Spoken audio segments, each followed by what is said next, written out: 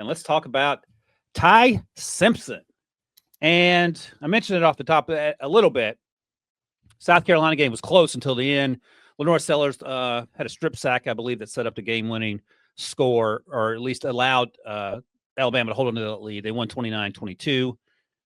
Ty finished 26 of 45 for 277, 2 touchdowns, no interceptions, ran for 22 more yards, no fumbles, so that's good as well.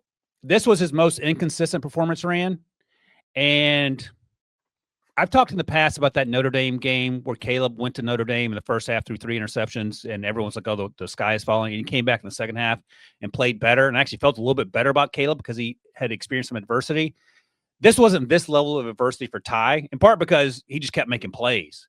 Like, he made some mistakes early on. He missed some throws, and then he came back and looked like an NFL quarterback running the 4-minute offense and needing to make throws that he made every single time down the field. I feel better about Ty Simpson today than I did prior to this game against South Carolina. And I will ask you your thoughts on that. And then the follow-up question is, could he be quarterback one? Yeah, I mean, depending on who you talk to, and I've had this argument with a few guys, not necessarily argument, but I've had this conversation with a few guys in studio that feel like he's the QB1. As you can see there on the graphic, he's got the best odds for going, number 1 overall pick. For me, you felt like the South Carolina game was probably his most inconsistent. I didn't think the Florida State game was a good game for him. Okay. And I went back. First game of the season. Yeah, I went back and I watched the Florida State game. I watched the Georgia game. I watched the South Carolina game of this year. And for me, I think you see more traits than you do consistency at this point. I think you see everything you need to see from in terms of having the arm strength, the ability to drive the ball, his platform and his base that he throws from, I think, are good. I don't think he's all that accurate. I think his accuracy is probably above average, in my opinion. I think he does a good job of extending plays, and I love his mechanics in terms of play action pass, the way he really extends the ball and flashes the ball, gives you the rollover on the fake. I think he does all those things well. But for me, it's the lack of anticipation as a passer. Now, one thing I kept, going back, and I probably watched way too much tape of him last night, just in terms of really diving into the concepts. And there's a bunch of stuff, and we're going to talk about one of the other quarterbacks here later where it's a little bit different. But the footwork and the drops in this offense don't always match the route concepts, if that makes sense. Yeah, 100%. You give him sometimes, man, he's already in the gun and he's taken, a big 5-step drop. So now he's sitting really deep in the pocket, which now puts the offensive lineman at a disadvantage, right? Because now it's easier for them to get edged when the guy's sitting back way deep. And then these routes are either too short or too deep. So everything doesn't always match up. And I think some of that leads to the lack of anticipation.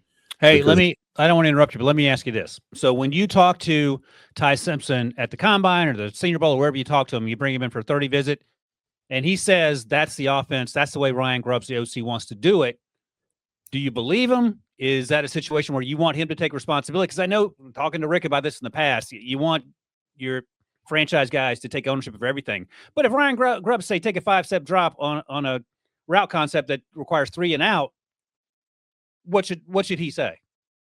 I mean, and that, just tell the truth. I mean, because at the end of the day, if he says, well, hey, look, this is what Coach Grubbs wanted, and so I'm just doing, but I understand where you're coming from, but this is how we did it. Right? Okay. That's not throwing anybody under the bus. That's just saying that's what it is. And then I'm sure we all have contacts at Alabama. Bama is one of the few schools in college football that, as it pertains to scouts, they roll out the red carpet. You can come in, you can speak to anybody will talk to you, and that's what's always been great about Bama. And so having you can get that question answered. Okay, well, there you go. So I like this kid, though. I don't want to sound like I'm coming off negative.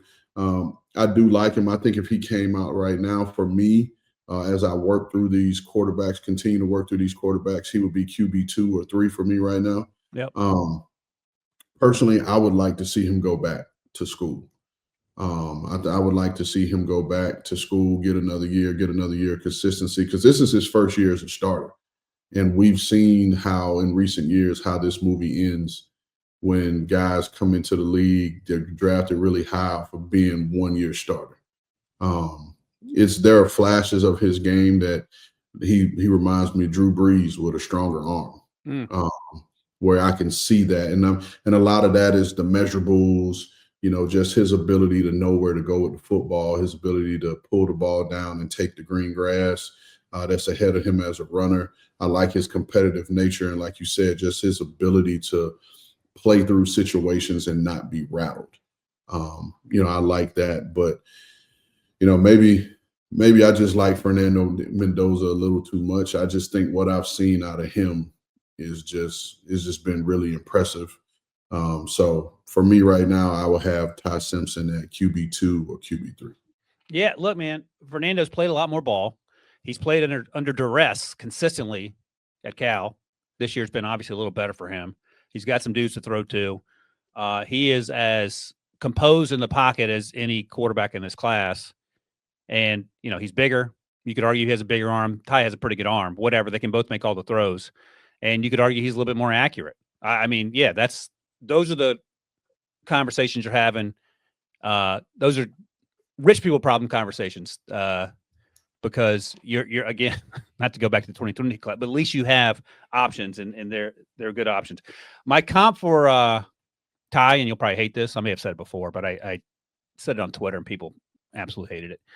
I thought if you go back in time to when this guy was in college, he is a souped-up version of Mac Jones in that he's a better athlete with a bigger arm, but he does a lot of the same things Mac does. It sounds like you think Mac's a better anticipatory thrower and has a better feel for playing the game. But Mac hadn't played a lot of ball either.